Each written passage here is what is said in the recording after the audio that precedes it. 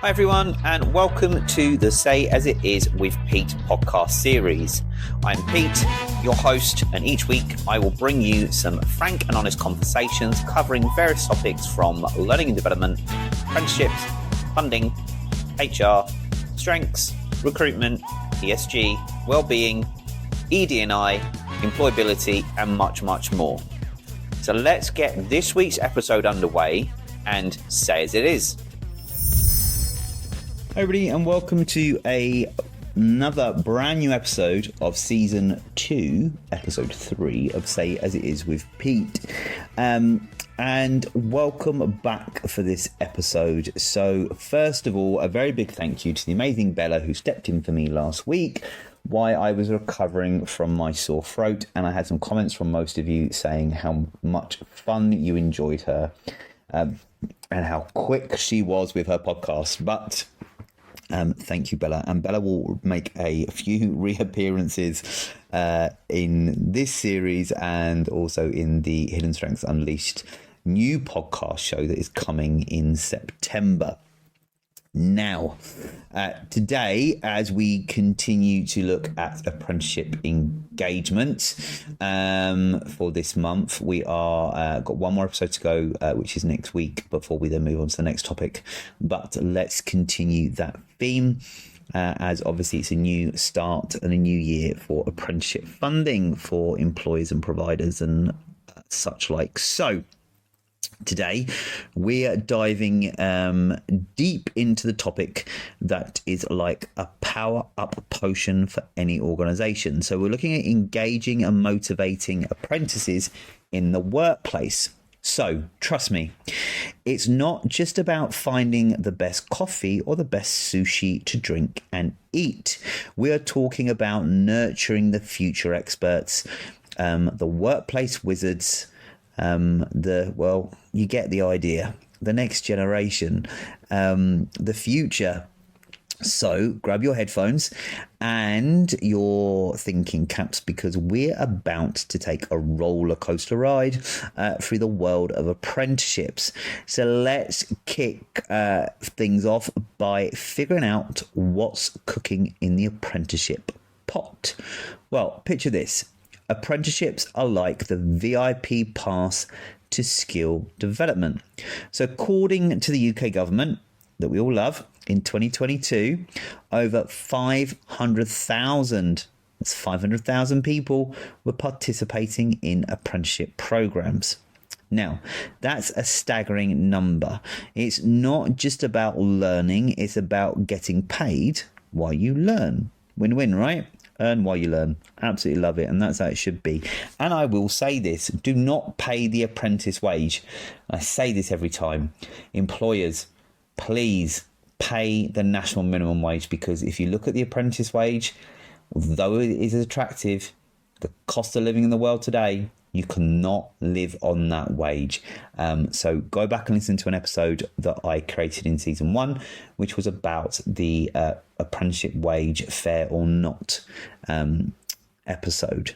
So now, it's not all rainbows and unicorns. Damn. So engaging apprentices can sometimes feel like you're herding cats at a dog show. So generation gaps, check. I've done this via some LinkedIn posts and some podcasts on Generation Alpha. So we have Generation Z, but now we have Generation Alpha.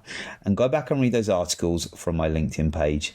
And I think I've got a couple of podcasts on it, but go back and listen, because Generation Alpha is completely different, and you've got to get yourself up to date with the different generations on what they're into and how you can attract them. So generational gaps, check.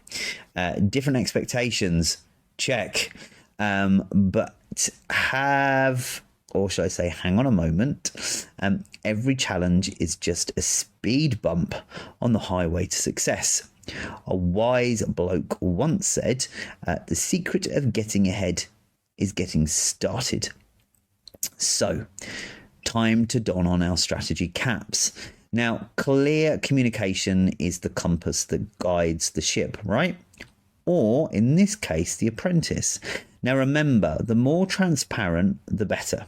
Oh, and let's not forget mentorships. So in the UK, 4 out of 5 apprentices said they felt more motivated with a mentor.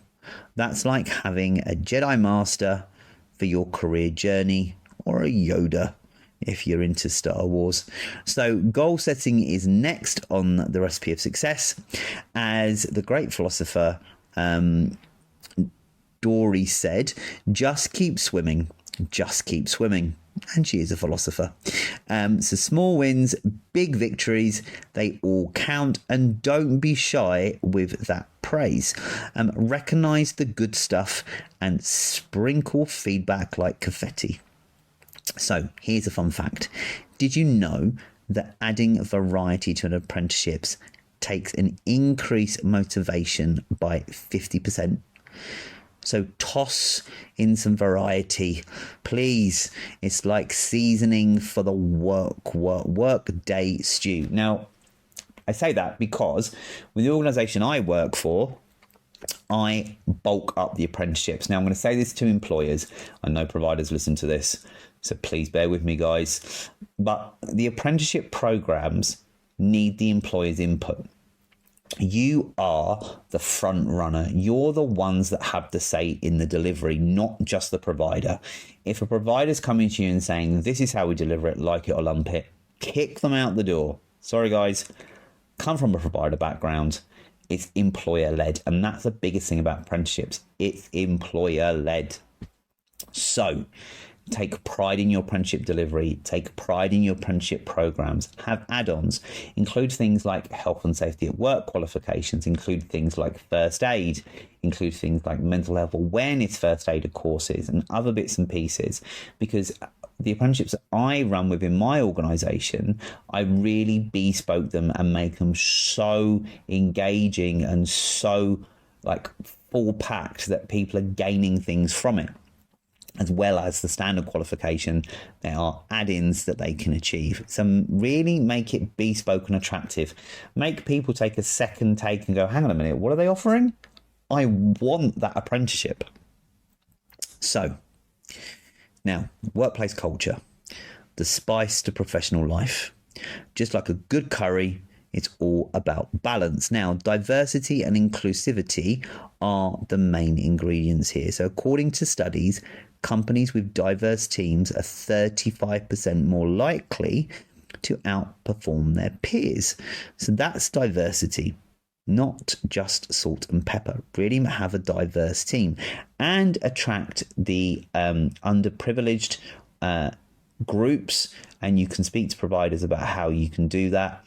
But again, another way to attract apprentices is via social media, via job fairs, via industry shindigs, and also learning about how the different generations interact and talk with each other, especially Generation Alpha. It's all social media, TikTok, Instagram, those kind of things. So don't be afraid to use them, as it will really, really help engage with your next set of hidden talent.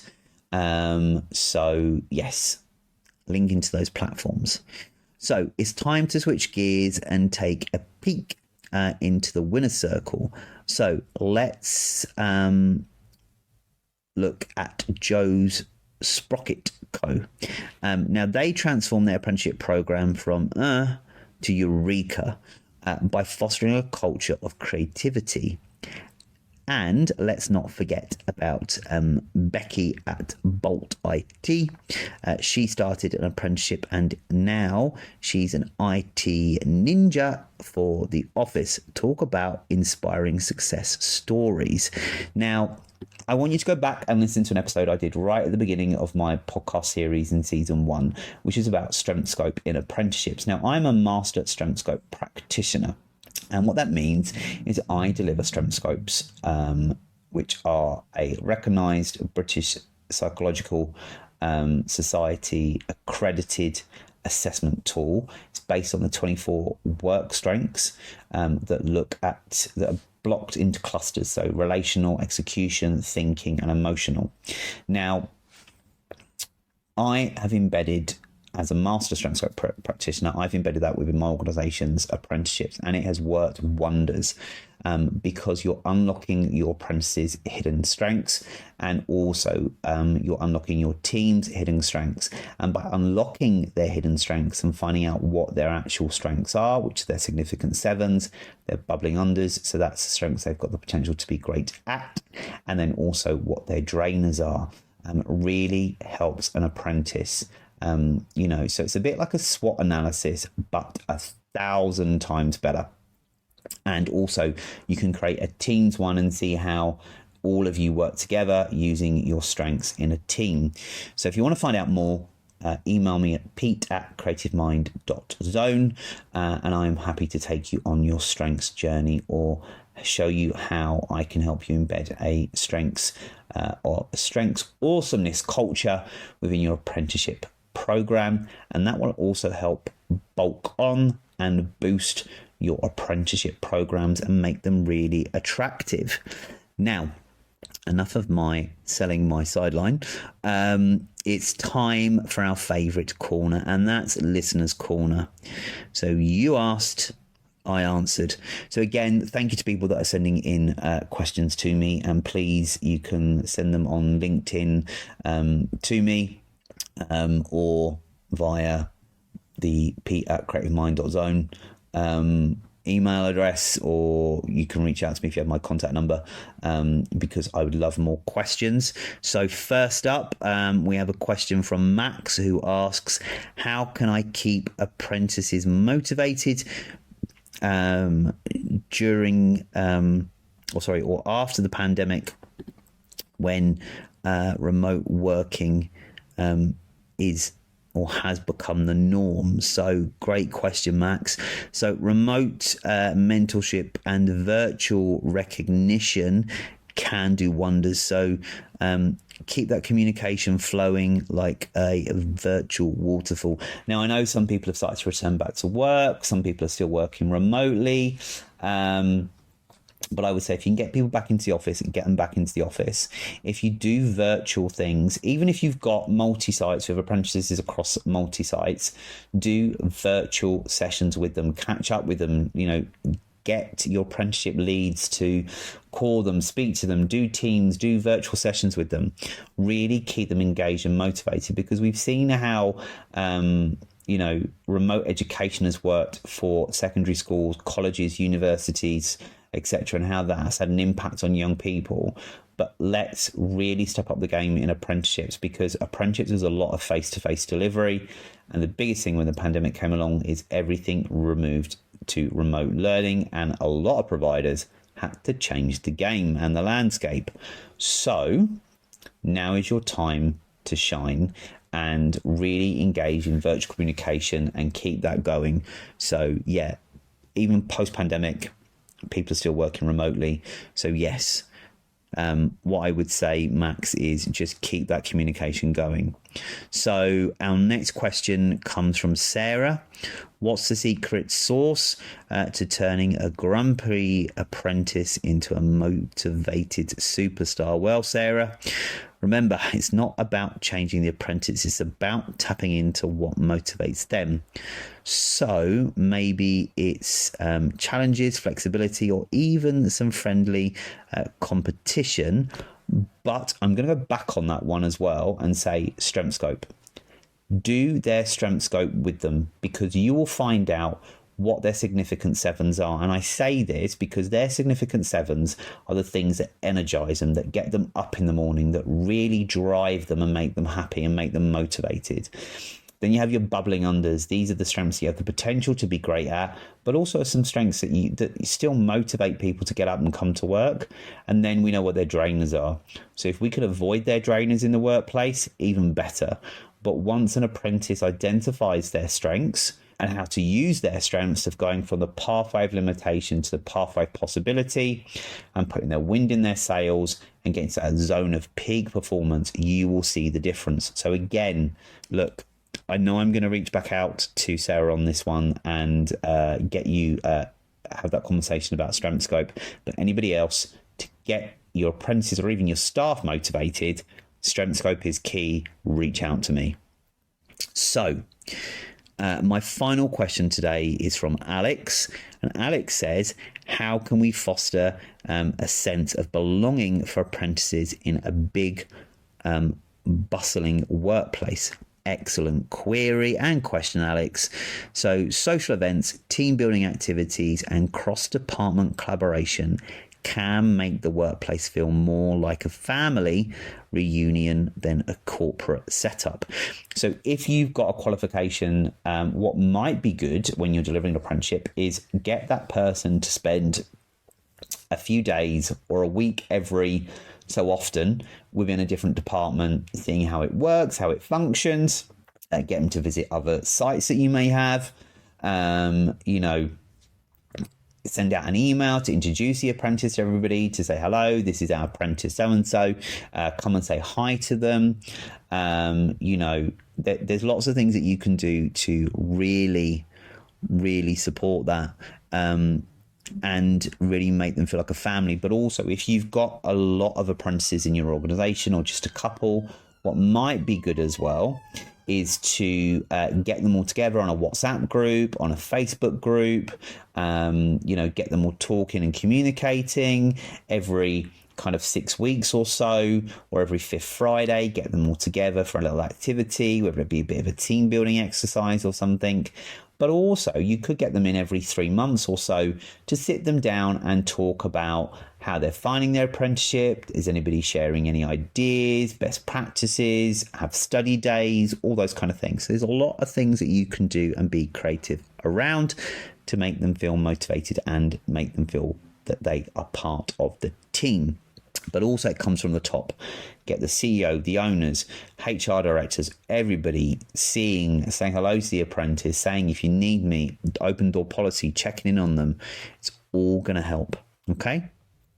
So as we wrap up things, remember that apprentices are the seeds of the future, and nurturing them with the right strategies and a sprinkle of workplace magic can yield the sweets or the sweetness or sweetest fruits. I can't read my writing nowadays. I'm getting bad. Let me say that again. So with the right strategies and a sprinkle of workplace magic, you can yield the sweetest fruits. There we are. So keep innovating, keep engaging, and keep making those workplace wizards shine. A little bit of Harry Potter theme in this one. So yeah, I'm a Harry Potter fan. Anyway, just want to say thanks for joining me on this roller coaster ride again through the apprenticeship world as we look at apprenticeship engagement. And don't forget to subscribe, share this podcast with anybody that you feel that is worth listening to, and leave us some love and reviews in the review section of the podcast series. So until next time, keep it real, keep it engaging, and remember, Say As It Is with Pete is your podcast to workplace wisdom. But wait, I'm not finished. And I love doing this. I want to add a little bit more on. So before I sign off, it's time for a fun twist in this episode. And it's an apprenticeship quiz show time, or an apprenticeship quiz or question. So I am going to flex your apprenticeship knowledge muscles. And this is great for those apprenticeship providers that are out there that are listening. I know you do. So I'll ask you a question and you can ponder, shout out the answer, but please make sure no one looks at you strangely when you're shouting out the answer, or just have a chuckle. So here we go. The question is, in what year did the UK's first apprenticeship programme come into existence?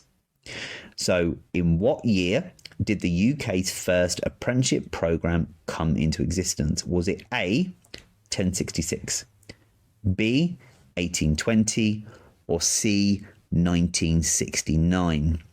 Those answers again: A, 1066, B, 1820, or C, 1969. So go on, take a wild guess. And I'm going to count down from 10 while you think. So I'm going to read the question again, and then I'll count down from 10 to 0. And either shout out the answer, say the answer in your head, or write it down, and then we'll check. So the question again: in what year did the UK's first apprenticeship programme come into existence? A, 1066, B, 1820, or C, 1969. So in 10, 9, 8, 7, 6, 5, 4, 3, 2, 1. Drum roll, please. The answer, or the correct answer, should be, and if you got it right, is B, 1820. That's right. The UK's first apprenticeship programme came into existence in the year 1820. Can you believe it? It's like a blast from the past that paved the way of the apprenticeship landscape we know today. Wow. So, all right, my apprenticeship aficionados, it's time to finally wrap up this episode. No more hidden surprises. So we've journeyed through the challenges, strategies, success stories, and even a little quiz.